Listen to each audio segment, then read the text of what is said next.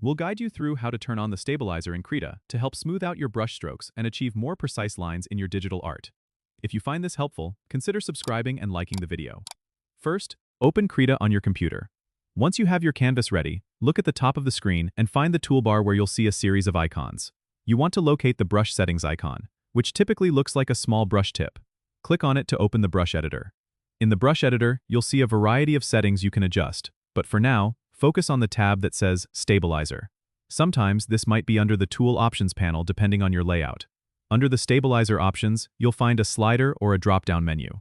The stabilizer can be labeled as Smoothing or Stabilizer depending on your version. You can adjust the level of stabilization you want by dragging the slider or selecting the degree of smoothing you prefer.